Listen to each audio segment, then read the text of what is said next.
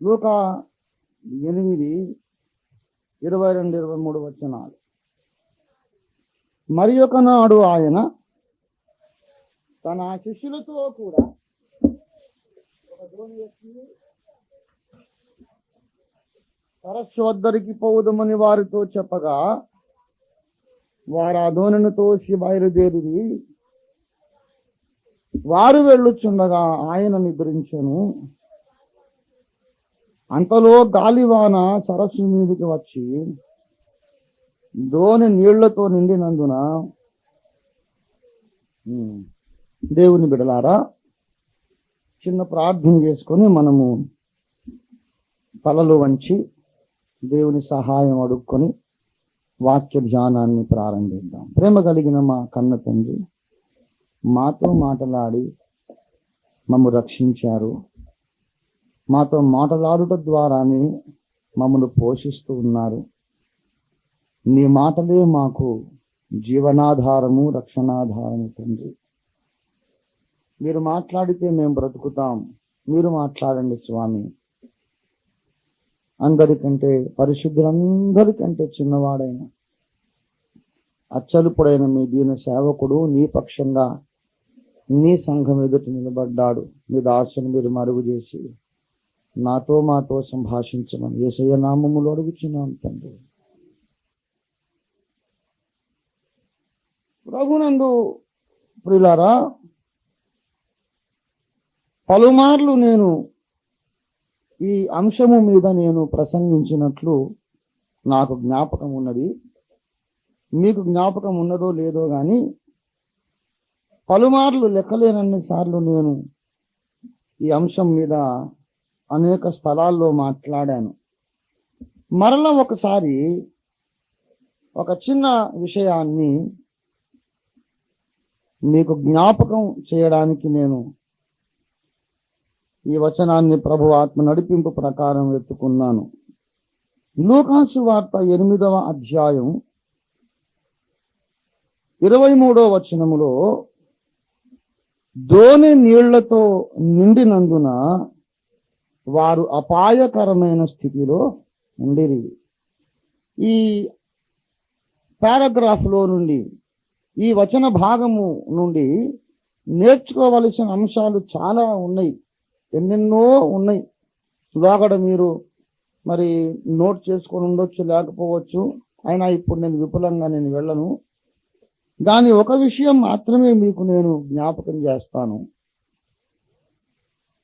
దోణి నీళ్లతో నిండినందున వారు అపాయకరమైన స్థితిలో ఉండేది. శిష్యులు వారు దోణిను త్రోసి వారు బయలుదేరిది. వారు ఆ దోణిను త్రోసి బయలుదేరిది. వారు ప్రయాణం మధ్యలో ఉండగా భయంకరమైన పెను తుఫాను, గాలివాన సరస్సు మీదికి వచ్చింది. దోణి చాలా ప్రమాదకరమైన స్థితిలో పడిపోయింది. ప్రియులారా, గమనించండి, ఒకే ఒక సత్యం, చిన్న పాయింట్ కొరకు చెబుతున్నాను. మహా ప్రాముఖ్యమైన విషయం. చిన్నదే గాని ప్రాముఖ్యమైన విషయం ఇది. సాధారణంగా మన విశ్వాస జీవిత యాత్రలో తుఫానులు అనేవి సహజం. బైబిల్ గ్రంథములో యేసుక్రీస్తు ప్రభువారు వ్యాధులను స్వస్థపరచువానిగా మనకు కనపడుతున్నాడు. పాపులను రక్షించేవానిగా కనబడుతున్నాడు. నశించిన దాన్ని వెతికి రక్షించేవాడిగా కనబడుతున్నాడు. యేసు ప్రభు వారి వ్యక్తిత్వం మనకి ఎన్నెన్నో కోణముల్లో దర్శనమిస్తున్నది. ఆకలి కొన్న వారికి ఆహారం పెట్టిన వాడిగా కనబడుతున్నాడు. ఆయన పోషకుడుగా, స్వస్థపరచువానిగా, రక్షించువానిగా, విమోచకునిగా, ఆదరించువానిగా ఆయన కనబడుతున్నాడు. అయితే యేసు ప్రభు వారు తుఫానులను అణచివేసేవానిగా కూడా కనబడుతున్నాడు. సార్వత్రిక క్రీస్తు సంఘం ఈ పాఠము చాలా అత్యవసరంగా నేర్చుకోవాలి. అసలు తుఫాను అనగా ఏమిటి, ఎందుకు వస్తుంది, దాన్ని ఎలాగ అర్థం చేసుకోవాలి, తుఫాన్ వచ్చినప్పుడు మనం ఎలా రియాక్ట్ కావాలి, ఏ విధంగా మనం ప్రతిస్పందించాలి, అసలు ఏమనుకోవాలి, తుఫాన్ వచ్చినప్పుడు మనం ఏమనుకోవాలి, ఈ విషయాలు బాగా మనం అర్థం చేసుకోవాలి. నేను మీకు ఒక విషయం చెప్తాను, ముందస్తుగా క్షమాపణలు అడుగుతూ నేను చెప్తున్నాను. సంఘములో వాక్యమును సరిగా ఉపదేశించక ముందు దైవజనుడు చేయవలసిన కార్యం ఏమిటంటే, నేనే కాదు లోకంలో ప్రతి సేవకుడు చేయాల్సిన పని, అది కూడా ఎన్నోసార్లు చెప్పుకున్నాం. నెహెమ్యా కాలంలో ఏమన్నారు? బరువులు మోయి వారి బలము తక్కువైపోయెను, మరియు ఉన్న చెత్త విస్తారము గనుక మేము గోడ కట్టలేము అని నెహెమ్యా భక్తునికి వారు వచ్చి 4వ అధ్యాయము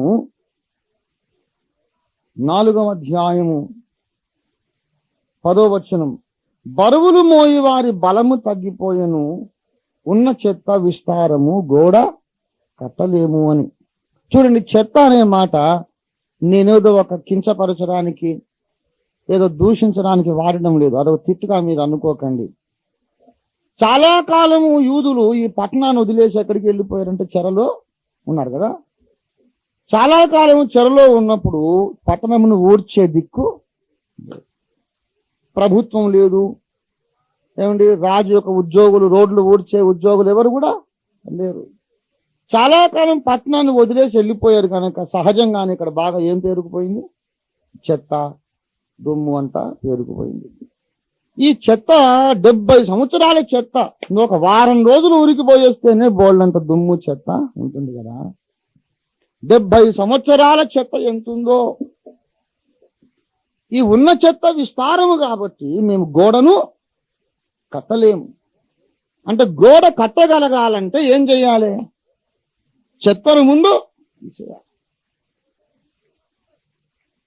దేవుని బిడ్డలారా, క్రీస్తు సంఘములో కూడా ఉన్న పరిస్థితికి దర్పణం పడుతోంది.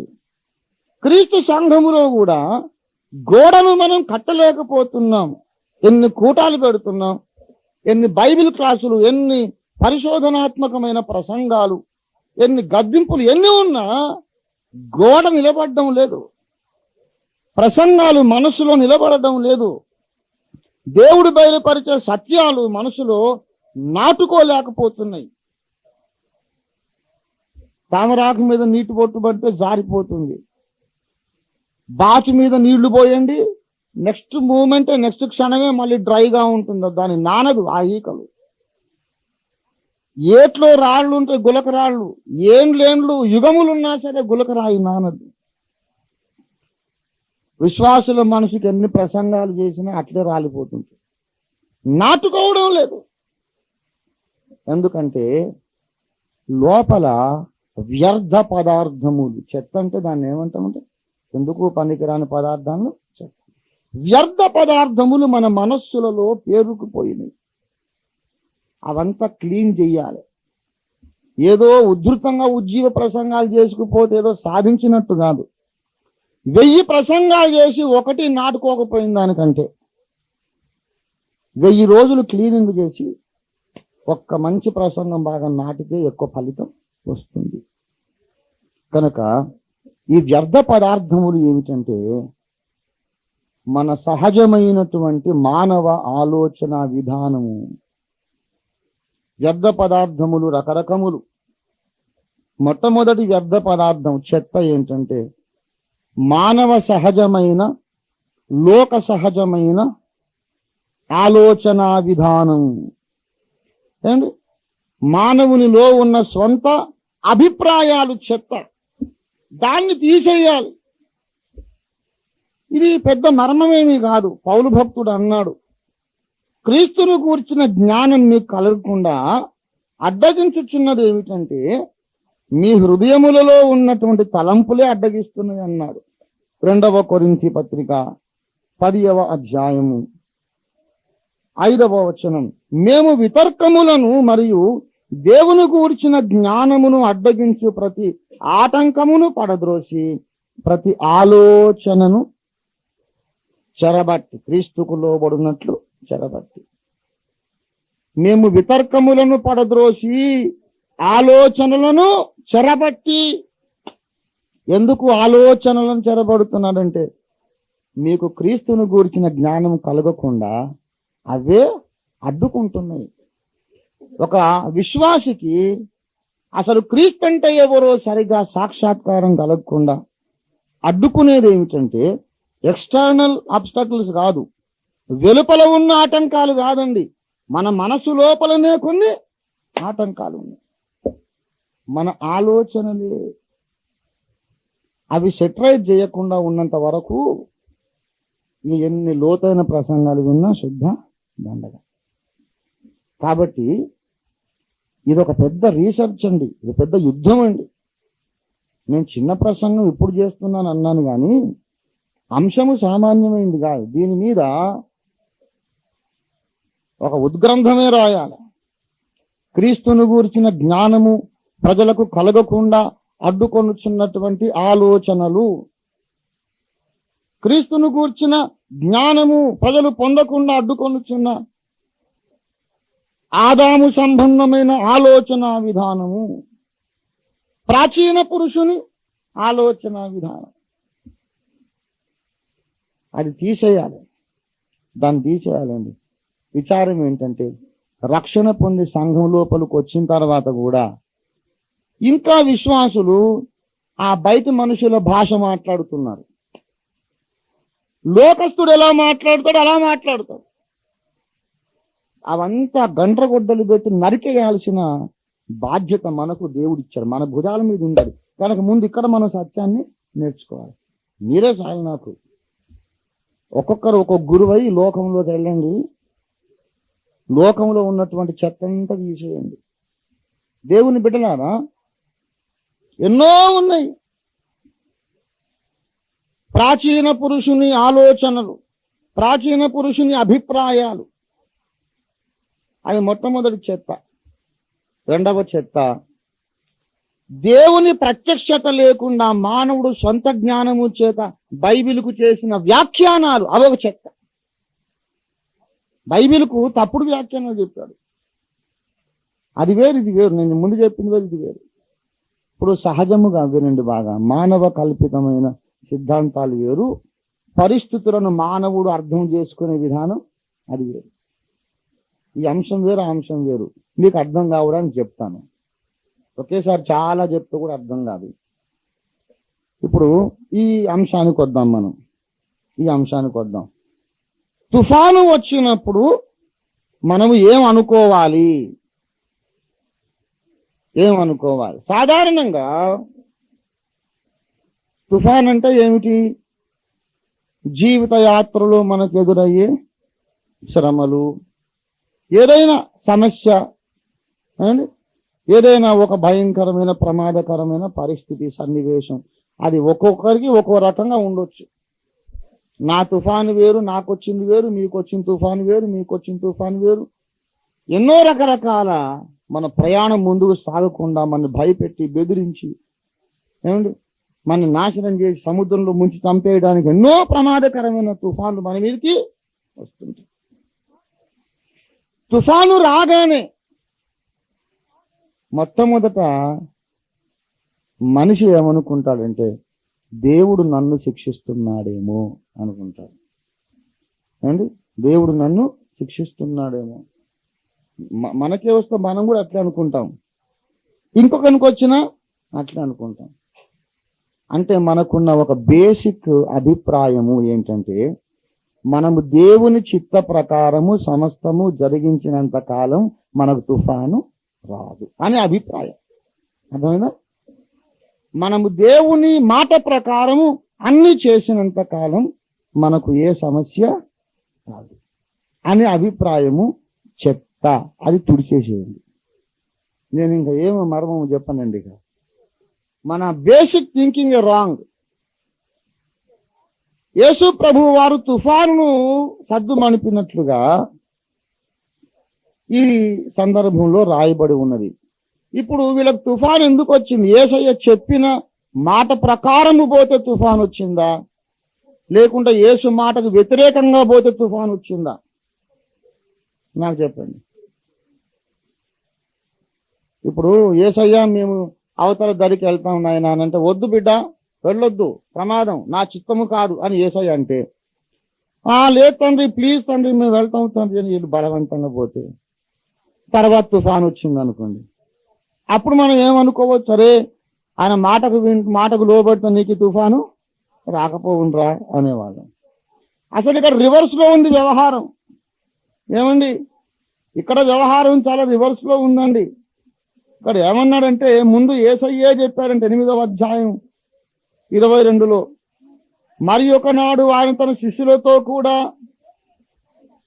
ఒక దోణ ఎక్కి సరస్సు యొక్క అద్దరికి పోవుదమని వారితో చెప్పగా, అద్దరికి పోవుదమని చెప్పగా మాత్రమే కాదు, మార్కు 6లోకి వస్తే ఒక కొత్త మాట రాశాడు. 45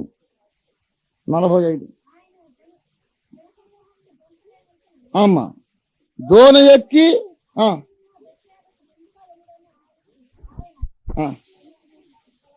బలవంతము చేసెను. తుఫానును సద్దు మణిపిన సందర్భాలు 2 ఉన్నాయి. ఒకసారేమో యేసయ్య కొండ మీద ఒంటరిగా ప్రార్థన చేసుకుంటూ ఉన్న సందర్భం వేరు, ఇంకోసారేమో యేసయ్య వాళ్ళతో కూడా పడవలో ఉన్నాడు, ఆ సందర్భం వేరు. పడవకు 2 సార్లు తుఫాన్ వచ్చింది. ఒకసారేమో మీరు ఒంటరి నాయన నాకంటే ముందని పంపించి ఒంటరిగా ప్రార్థనలో ఉన్నాడు, సగం దూరంలో తుఫాన్ వచ్చింది.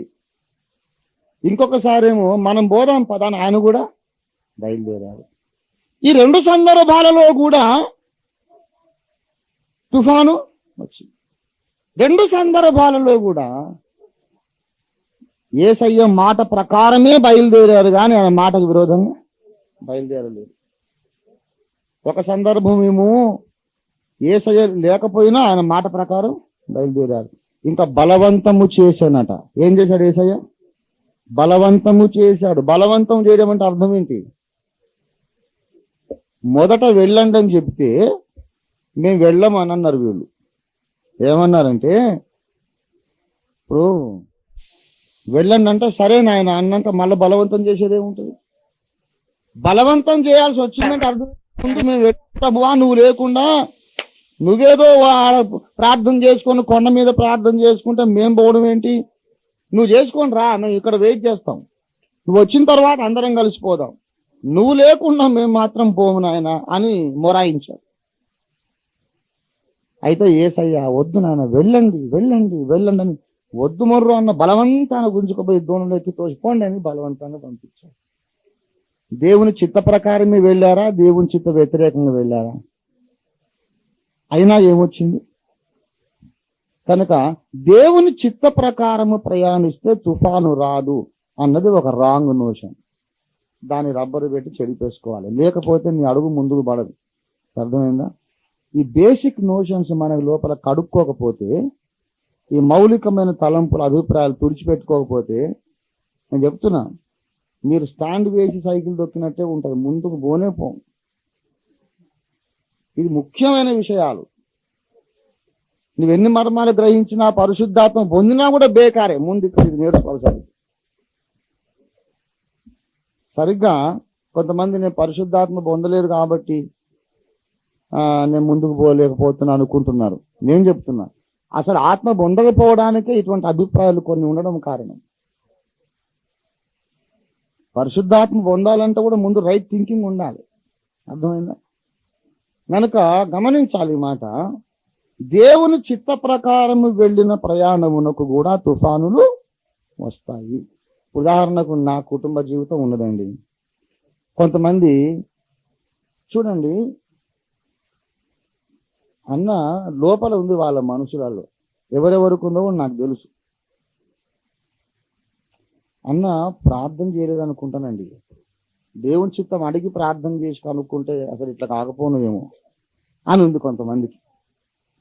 అయినా పైకి అనరు, అమ్మో అన్నను అడిగేంత టోళ్ళమా, లోపల అనుకునేంత టోళ్ళం. కానీ అడిగేంత చోటు కాకపోతుంది, లోపల అనుకోవడానికి ఎందుకు దమ్ముంది మరి? నాకు వినపడదా? వినపడుతుంది. ఏమండి, నాకు ఒక్కోసారి అనిపిస్తుంది, నాకు దేవుడింత వివేచన పెట్టకుండా బాగుండు అనిపిస్తుంది. ఏమండి,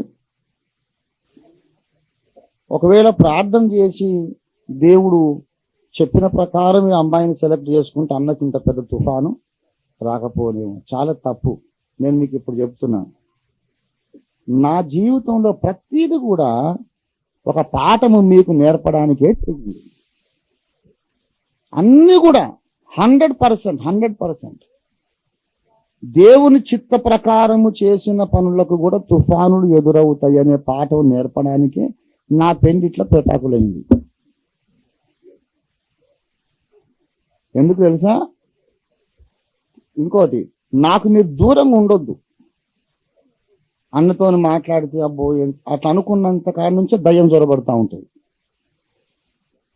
నాతో ఎంత దగ్గరగా ఉంటే మీకు అంత మంచిది, అంత వెలుగు నిండుద్ది. దూరం ఉండ కాడి నుంచి ఏమవుద్దంటే నన్ను అడగరు. అడగనప్పుడు నువ్వు ఏమవుతుంది, సొంత అభిప్రాయాలు వస్తాయి. అసలు ఫ్యాక్ట్ తెలియదు. చాలా మంది తెలియదు. నేను చెప్తున్నా ఇప్పుడు కథ. పెళ్లి చూపులు అయినాయి, సరిగ్గా చెప్తున్నా వినండి, ఏదో సోది అనుకోకండి. దేవుని కార్యం ఎట్లా ఉంటుందో చెప్తున్నా. పెళ్లి చూపులు అయినాయి, నా హృదయంలో అలజడి భయం నేను ఏమని చేసుకోను అని చెప్పాను.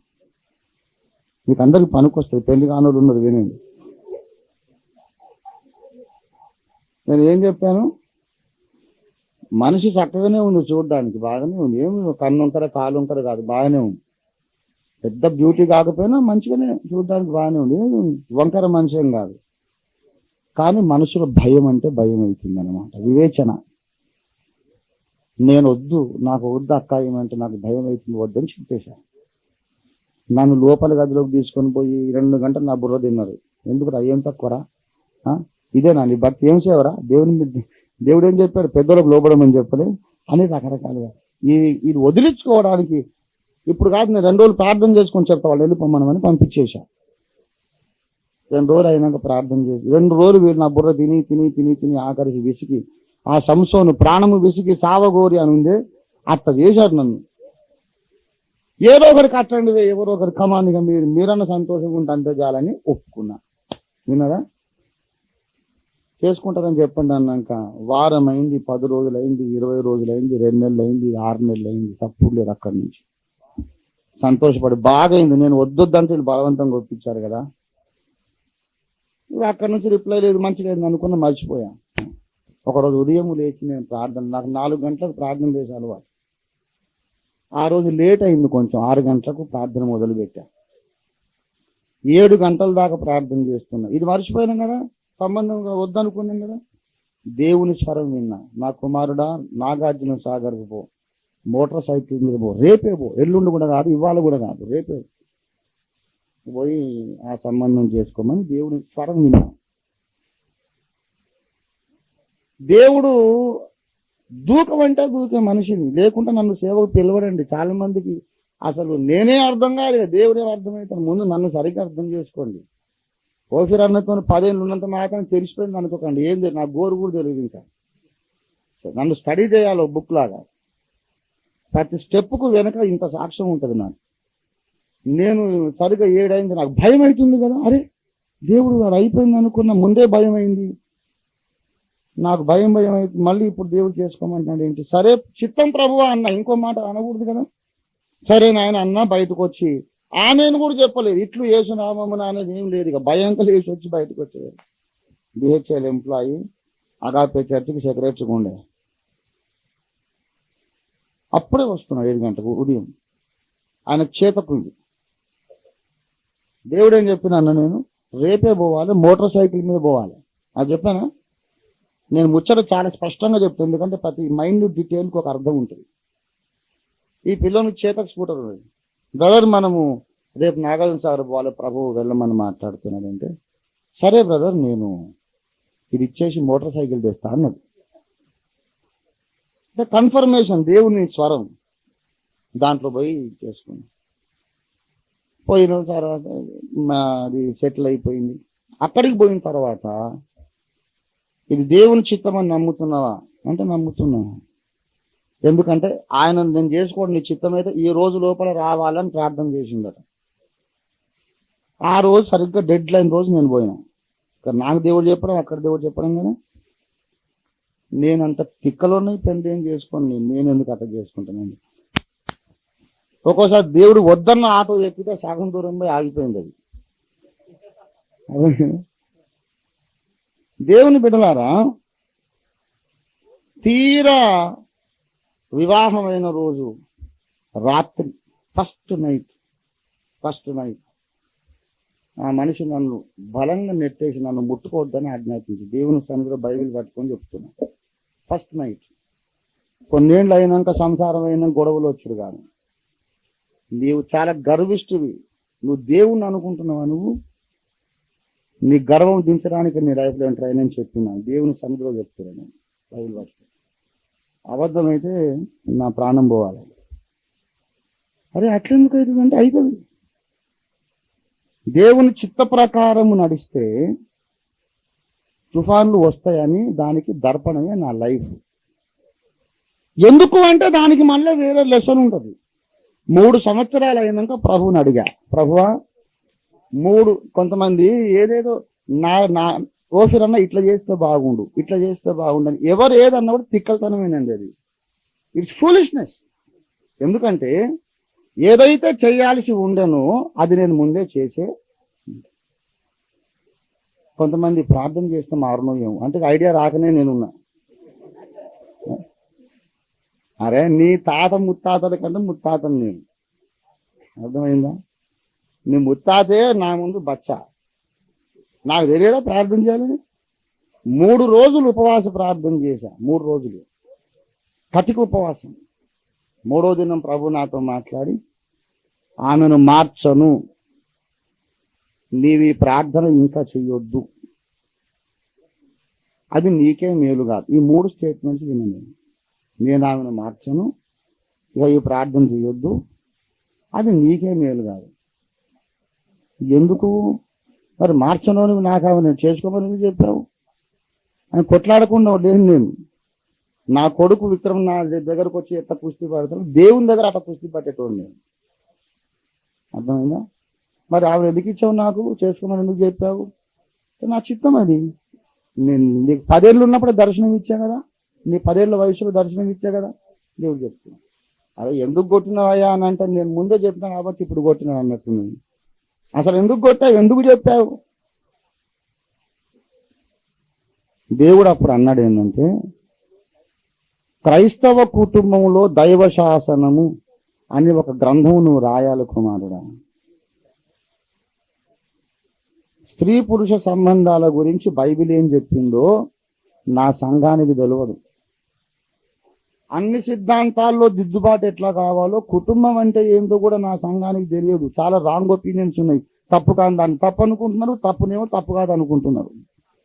అసలు what is model Christian family, Bible ఏం చెబుతుంది అనేది ఒక గ్రంథం నువ్వు రాయాలంటే సబ్జెక్ట్ మీద పరిశోధన చేయాలి. మంచి భార్య దొరికితే నువ్వు పరిశోధన చెయ్యవు. నిన్ను ఆ విషయంలో ఎడ్యుకేట్ చేయడానికి ఈమెను పెట్టిన 3 ఏళ్ళు నలగొట్టినా నా టైం అయిపోయింది, ఆమెను తీసేస్తాను. అప్పుడు దేవుణ్ణి అడిగాను, ప్రభు ఆమెను తీసేస్తే చంపుతావా లేకుంటే నా లైఫ్ నుంచి తీసేస్తావా అని అడిగాను. దేవుడు చెప్పలేదండి. 10 నిమిషాలు కనిపెట్టిన అట్లే ప్రార్థన మోకాలు. ప్రాణం తీసేస్తావా తండ్రి, నాకు అర్థం కాలేదు, లేకుంటే ఇంట్లో నుంచి తీసుకుపోతావా? 10 నిమిషాలు మౌనం, చెప్పడం లేదు ఆయన. 10 నిమిషాలు అయినాక, సరే చిత్తం తండ్రి, నువ్వు ఏది చేసినా నేను హైదరాబాద్ లేనప్పుడు చేయని అడిగాను. ఇదైనా అదైనా నేను ఉండొద్దు, ఊర్లో ఉంటే లేనిపోని గొడవ కదా. నేను ఇంట్లో ఉన్నప్పుడు చచ్చిపోయినా నా మీద కేసు వస్తుంది, ఇంట్లో ఉన్నప్పుడు వెళ్ళిపోయినా వెళ్ళగొట్టాడు అంటారు కదా. నేను లేనప్పుడు తీసుకోబో అంటే అట్లే జరుగుతుంది అన్నాడు దేవుడు. వెంటనే బుల్లెట్ లాగా అక్కడే ఉన్నప్పుడు దేవుని మాట ప్రకారం నేను ఊర్లో లేను, కొత్తగూడెం సిఎస్ఐ చర్చిలో ఉన్న ఆ మనిషి ఇక్కడ సంఘంలో గడబడి చేసి వెళ్ళిపోయింది. దేవుని మాట ప్రకారమే ఆమె నా లైఫ్లోకి వచ్చింది. దేవుని మాట ప్రకారమే వెళ్ళిపోయింది. ఒకవేళ యేసయ్య పడవలో పొండి పొండి పొండి అని తోసినప్పుడు వీళ్ళు మాట వినకపోతే తుఫాను వచ్చినా వీళ్ళకు వచ్చినా రాదు. తుఫాను ఎందుకు వచ్చింది? ఆయన మాట విన్నందుకే వచ్చింది. అర్థమైందా? ఆయన మాట విన్నందుకే వచ్చింది. ఇప్పుడు నాకు దేవుడు 6 నెలలు అయినాక నువ్వు వెళ్ళామని చేసుకోమంటే నేను చేసుకోను ప్రభా, నాకు భయం అవుతుందని అంటే నాకు ఈ తుఫాన్ వచ్చినా? కానీ అప్పుడు అందరూ ఏమనుకుంటారు, తుఫాన్ రాలేదు కనుక ఓషూర్ గారు పర్ఫెక్ట్గా దేవుని చిత్త ప్రకారం అని అనుకుంటారు. కానీ నిజానికి దేవుని లెక్క ప్రకారం నేను అవిధేయుడను కదా. కనుక బేసిక్ లెసన్ నేర్చుకోండి ఏంటంటే, దేవుని ప్రణాళికలో ఉన్న భక్తులు దేవుని చిత్త ప్రకారం నడిచినందుకు తప్పకుండా తుఫానులు ఎందుకు వస్తాయి? కొన్ని పాఠాలు వీళ్ళ బ్రతుకు ద్వారా లోకానికి నేర్పడానికి. అర్థమైందా? ఇప్పుడు నేనే కాదు, మీరే దేవుని చిత్త ప్రకారం ఒక బిజినెస్ మొదలు పెట్టారు. దేవుని చిత్త ప్రకారం చేస్తే మునుగదు అనేది ఏం లేదండి. దేవుని చిత్త ప్రకారం ఒక ఉద్యోగానికి పోతే తప్పకుండా నాకు ఇంటర్వ్యూ సెలెక్ట్ అవుతానని ఏం లేదు. ఒక్కోసారి దేవుడు పో అంటాడు, నువ్వు ఫెయిల్ అవుతాడు చేస్తాడు. ఎస్, నేర్చుకోండి పాఠం. ప్రభువా నేను ఫలానా బాంబే జాబ్కి ఇంటర్వ్యూకి వెళ్ళాలన్నా వద్దా? వెళ్ళు కుమారుడా నా చిత్తం అంటావు. పోయినాక ఫెయిల్ అవుతావు. అరే ఇంటికి వచ్చి కొట్లాడుతాం మళ్ళీ ఉపవాసం. ఏం ప్రభువా వెళ్ళమని చెప్పావు, మరి ఎందుకు ఫెయిల్ కావాలి నేను అంటే దేవుడు అంటాడు వెళ్ళుట నా చిత్తం అని చెప్పాను, కానీ నువ్వు పాస్ అవుతావని నేను వాగ్దానం చేసిన చెప్పలేదు. వెళ్ళాలన్నా వద్దంటే వెళ్ళు అన్న. అరే మరి సెలెక్ట్ అయిన దానికి పోవడం ఎందుకు ప్రభువా అని అంటే, పిచ్చోడా ఇందులో నీకు ఇంకొక మేలు ఏదో ఉన్నది. అర్థమైందా? ఏదో అది నీకు తెలియదు. ఆయన ఆలోచన వేరు, మన ఆలోచన వేరు. దేవుని చిత్త ప్రకారం పోతే తప్పక నేను సెలెక్ట్ అవుతా. దేవుని చిత్త ప్రకారం పెళ్లి చేసుకుంటే సంసారం బాగుంటది. దేవుని చిత్త ప్రకారం వ్యాపారం చేస్తే తప్పకుండా నేను అని అటువంటిది ఏం లేదు. అలాగ అనుకోకండి. ఒక్కోసారి మన తుఫానులోకి నడిపించితే ప్రభు యొక్క ప్రణాళిక అయి. అర్థమైందా? ప్రతిది అడగాలి నన్ను, అన్నా నువ్వు గడ్డం ఎందుకు పెంచుకున్నావు అని అడగాలి. దానికి ఒక లెసన్ ఉంటుంది. అవును, నా లైఫ్ అది. అట్లాంటి బతుకు నేను బతికినండి. ఇంకా భూమి మీద నాలాంటి వాడు నీకు దొరకడు. సాధారణంగా ఎవడన్నా నన్ను చూసి టైం దొరకదేమో పాపం అని అనుకోకండి. నేను 1000 మంది మనుషులు పెట్టు, నాకు నేను ఏది చేయాలని చేయగలను. ఏదన్నా చేయలేదంటే దానికి ఒక స్పిరిచువల్ ప్రాముఖ్యత ఉంది, చేశానంటే దానికి ఒక ప్రాముఖ్యత ఉంది. నన్ను చూసి అన్నకు పెద్ద బాహ్య రూపం మీద ఇంట్రెస్ట్ లేదు, చాలా వైరాగి. ఏం వైరాగినేం కాదు, నేను కూడా ఫెయిర్ అండ్ లవ్లీ పెట్టుకుంటా.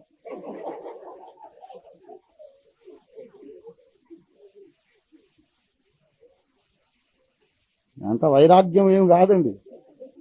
మరి ఎందుకు నువ్వు గడ్డం చేసుకోవంటే దాంట్లో ఆత్మీయ పాఠం ఉన్నది. అర్థమైందా?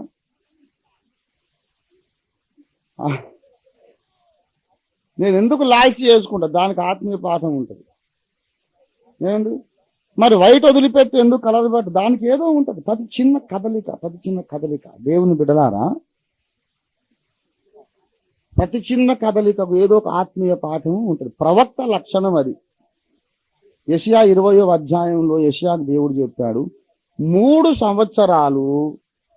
ఏం చెప్పింది మీరు చదవండి కొంచెం. దేవుని దాసుడు, దేవుని ప్రవక్త అంటే ఏందో అర్థం కావడానికి. 20వ అధ్యాయం 2వ వచనం.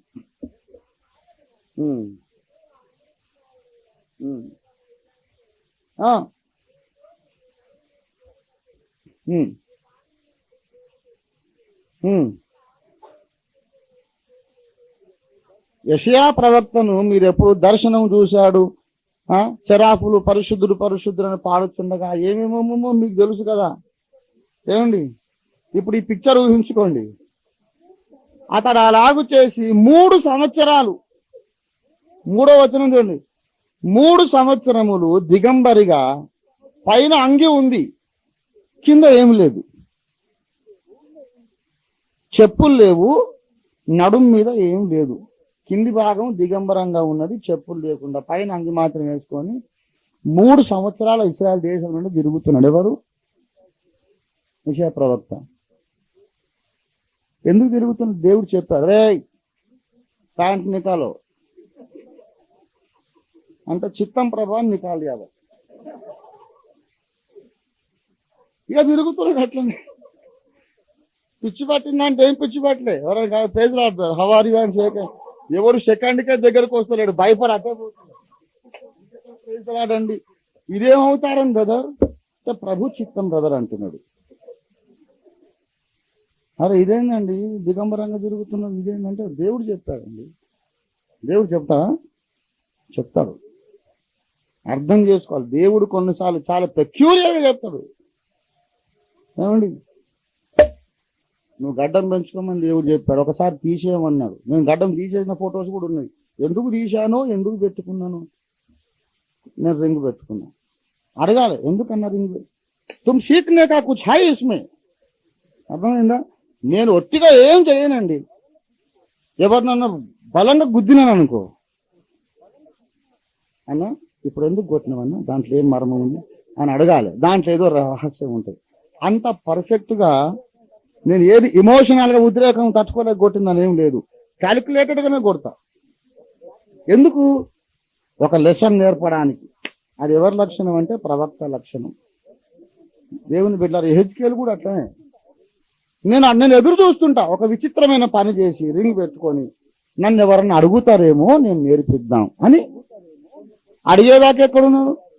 కొంతమంది ఏమో సొంతగా వ్యాఖ్యానాలు చెప్పుకోవడం, కొంతమంది ఏదో అభిప్రాయం, అసలు ఎరగడం లేదు. అందుకే whenever I do some questionable thing, I'm giving you a chance to learn, a chance to grow.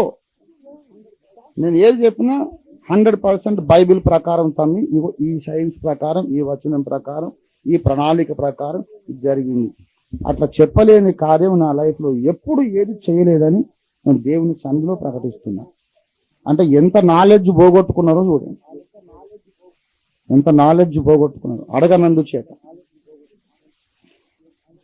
ఆమెను చేసుకోవడం దేవుని చిత్తం కాదో ఏమో అని ఒకడు చేసుకున్న, ప్రార్థన చేసి గట్టిగా ప్రార్థన చేస్తే మారుతుందండి. ఎందుకు మారదు? ఈ కులుకులన్నీ నా దగ్గర కాదు, హమ్కో మాలూమ్ హై. అందరికంటే ఎక్కువ నేను ప్రార్థన చేశాను, దేవుని చిత్త ప్రకారమే చేసుకున్నా, దేవుని చిత్త ప్రకారమే వెళ్ళిపోయింది, దేవుని చిత్త ప్రకారమే కొత్త సబ్జెక్ట్ నా మైండ్లోకి వచ్చింది, దేవుని చిత్త ప్రకారం ఒక కొత్త బుక్ లోకంలోకి రాబోతుంది. దేవునికి స్తోత్రం కలుగును కాదు. ఇట్లే జరగాలి. గనక దేవుని చిత్తములోనే ఏముంటాయి? తుఫానులు.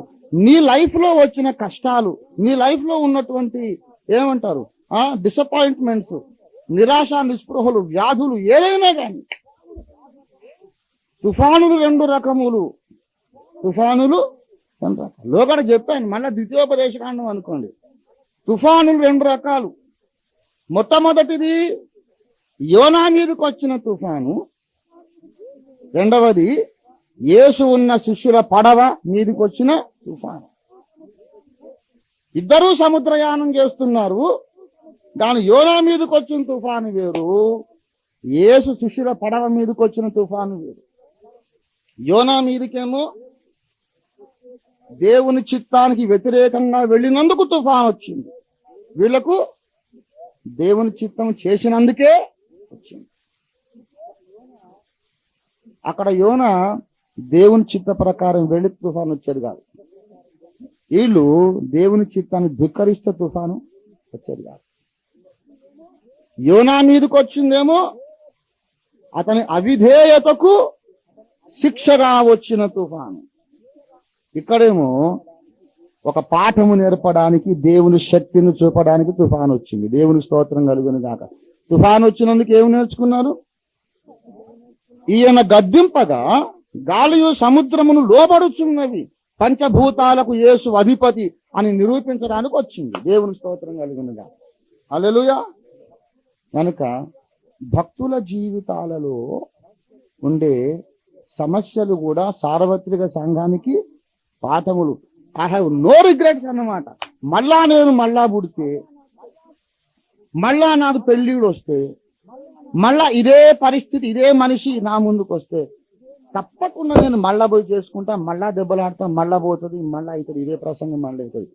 ఇట్లా జరగకుంటే బాగుండనేది ఏం లేదన్నమాట. ఇట్లే జరగాల్సింది. ఐసాహి హోనాథ. ఎందుకు నేను ఇవన్నీ చెప్తున్నా చెప్పండి? ఎందుకు చెప్తున్నానంటే, మనము నమ్మిన దేవుని పద్ధతులు ఆయన యొక్క విధానములు, ఆయన పాలసీస్ మనం గ్రహించాలి. దేవుని స్తోత్రం కలుగును గాక. ఎప్పుడైతే గ్రహించమో మనం ఏం చేస్తాము? అనవసరమైన విమర్శలు, తప్పుడు అభిప్రాయములు, మనసులో ఏం పెరిగిపోద్ది? చెత్త. ఇలాంటి చెత్త పెరిగిపోతే గోడ కట్ట లేము. గనక గ్రహించండి దేవుని బిడ్డలారా, మన జీవితంలోని తుఫానులు అనేక సార్లు అవి మారువేషములో ఉన్న ఆశీర్వాదాలు. దేవుని స్తోత్రం కలిగింది గాక. హల్లెలూయా, హల్లెలూయా. కనుక తుఫాను రాగానే తప్పైందేమో అనుకోకండి. తుఫాను రాగానే దేవుడు కోపం పెట్టుకున్నాడేమో అనుకోకండి. దేవుడు శిక్షిస్తున్నాడేమో అనుకోకండి. తుఫాను రాగానే మనం ఏం చేయాలి చెప్పండి? ఇప్పుడు ఏం చేయాలి? ఉపవాస ప్రార్థన చేయాలి. ఉపవాస ప్రార్థన చేసి, ప్రభువా, నేను ఒకవేళ యోనావలే నీకు వ్యతిరేక దిశలో ప్రయాణించుచున్నానేమో చూపించుము అని అడగాలి. ఒకవేళ దేవుని ఆజ్ఞకు ఉల్లంఘించేటని వెళుతున్నావేమో చూసుకోవాలి. ఒకవేళ అలాంటిది ఏమీ లేదు, దేవుడు నన్ను ఇలాగ చేయమని చెప్పాడు కదా అనే సాక్ష్యం నీకుంటే ఇక తుఫానుకు నువ్వేం భయపడక్కర్లేదు. యేసయ్య నడిచి వస్తాడు తుఫాను మీద, తుఫానును సద్దు మణుపుతాడు, నిమ్మలమైన తీరాన్ని నేను తప్పకుండా నడిపిస్తాడు. దేవుని స్తోత్రం కలుగును గాక. హల్లెలూయా. తుఫాను రాగానే ముందు సపరీక్ష ఉండాలి. తర్వాత తప్పు లేదని నీవు అనుకున్నప్పుడు దేవునిపై ఆధారపడడం జరగాలి. అప్పుడు అద్భుతాన్ని చూడగలుగుతాం. ఈ పాఠం నేర్చుకోండి. దేవుడు మీకు సహాయం చేయను గాక. ప్రార్థన చేసుకున్నాం. ఆత్మ సంబంధుల వలె యోచించండి, శరీర సంబంధుల్లాగా యోచించొద్దు. కష్టము రాగానే ఇదేదో కలిసి రాలేదు, దురదృష్టం, లేకపోతే శని వెంటాడుతుంది, దేవుడు దీవించలేదని లోకస్తుడు అనుకుంటాడు. కానీ భక్తులమైన మనం అలాగ అనుకోవడానికి వీలు లేదు. కష్టము రాగానే తప్పు జరిగింది అనుకోకండి. దేవుని బిడ్డలారా, దేవునితో ఒక మాట చెబుదాం. ప్రభువా, జీవితంలో ఎదురయ్యే పరిస్థితులను సరిగ్గా అర్థం చేసుకోలేకపోయానయ్యా. ఇతరుల బ్రతుకులో సమస్యలను నేను తప్పుగా అర్థం చేసుకున్నాను. నా సొంత జీవితంలో కూడా వచ్చే తుఫానులను నేను తప్పుగా అర్థం చేసుకున్నాను. తుఫానులు దేవుని చిత్తమని నాకు ఇప్పుడు అర్థమైంది నాయన. నన్ను క్షమించు. తుఫానే లేకపోతే పంచభూతాలకు అధిపతిగా నువ్వు సాక్షాత్కరించలేవు కదా. Let me understand the storms in my life properly, Father. నా బ్రతుకులోని తుఫానులను సరిగా అర్థం చేసుకోవడానికి సహాయం చేయి. అడగండి, ప్రభువా, నా జీవితంలోకి వచ్చినది యోనా మీదకి వచ్చినటువంటి తుఫానా, లేక అపొస్తలుల మీదకి వచ్చినటువంటి తుఫానా? చెప్పు నాయన, తెలుసుకోవడానికి సహాయం చేయి. ఉపవాసం ఉండి ప్రార్థన చేసి గ్రహించడానికి సహాయం చేయి.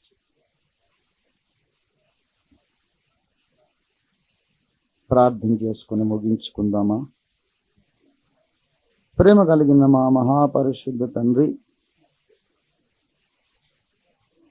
ఒక రుజువర్తనుడైనటువంటి నీ దాసుని ద్వారా అనేక పాఠాలు సార్వత్రిక సంఘానికి నువ్వు నేర్పడానికి సంకల్పించిన నీ దివ్యమైన ప్రణాళికను బట్టి నీకు వందనాలు చెల్లిస్తూ ఉన్నాం. కన్న తండ్రి, నీ మహిమను చూపడానికి కూడా కొన్నిసార్లు తుఫానులు మీరు అనుగ్రహిస్తారు. కొన్ని పాఠాలు నేర్పడానికి కూడా తుఫానులు మీరు అనుగ్రహిస్తారు. తుఫానులు కూడా బ్లెస్సింగ్స్ ఇన్ డిస్గైజ్, మారువేషములోని దైవ దీవెనలు తుఫానులని మాకు బయలుపరిచిన గొప్ప సత్యాన్ని బట్టి మీకే స్తోత్రములు తండ్రి. సహాయము చేయండి, దీవించండి. విన్న బిడ్డలందరినీ కూడా మీరు ఆశీర్వదించి మనస్సులు విశాలపరచి మీ రాసిన హృదయంలో మీరుంచిన దేవదర్శనములు అన్నిటిని ఇముడ్చుకోవడానికి తగినంతగా ఆకాశమంత విశాల హృదయాలు మాకందరికీ అనుగ్రహించి ఈ కడవరి కాలంలో నీ ప్రణాళికకు మేము బద్ధులమై ముందుకు సాగిపోవడానికి సహాయం చేయండి. తుఫాన్లు వచ్చాయి, సద్దుమణిగిపోయాయి, కానీ నీ శిష్యులకు ఏమీ కాలేదు. వారి ప్రయాణం క్షేమంగానే ముగిసింది నాయన. నువ్వు మాతో ఉంటే మాకు ఎల్లప్పుడూ క్షేమమే ప్రభువా, నీకు వందనాలు. తుఫాను రావచ్చు కానీ మాకు ప్రమాదం ఉండదు, అపాయం ఉండదు. అపాయకరమైన స్థితిలో ఉన్నా మాకు అపాయం ఉండదని నేర్పుచున్న గొప్ప పాఠము కొరకు నీకు వందనాలు స్వామి. నీకు వందనములయ్యా, స్తోత్రము. సహాయం చేయండి. ప్రతి పరిస్థితిని గూర్చి తగిన రీతిగా యోచించుటకు, తగిన రీతిగా మాట్లాడుటకు, తగిన రీతిగా అభిప్రాయములు ఏర్పరచుకోవడానికి సహాయం చేయి. వ్యర్థమైనటువంటి తీర్పులు ఎవరికి తీర్చకుండా మాకు సహాయం చేయి. మా మనసులో చెత్తంతా తీసేయండి ప్రభువా. ప్రాచీన పురుషుని ఆలోచన విధానం మాలో చాలా మందిలో ఉన్నది. అవన్నీ తీసేసి పౌలుకున్న ఆలోచన విధానంతో మమ్మల్ని నింపండి ప్రభువా, నీకు వందనాలు. పౌలు వలె యోచించి బిడ్డలుగా సిద్ధపరచండి. యేసు నామమున వేడుచున్నాము తండ్రి.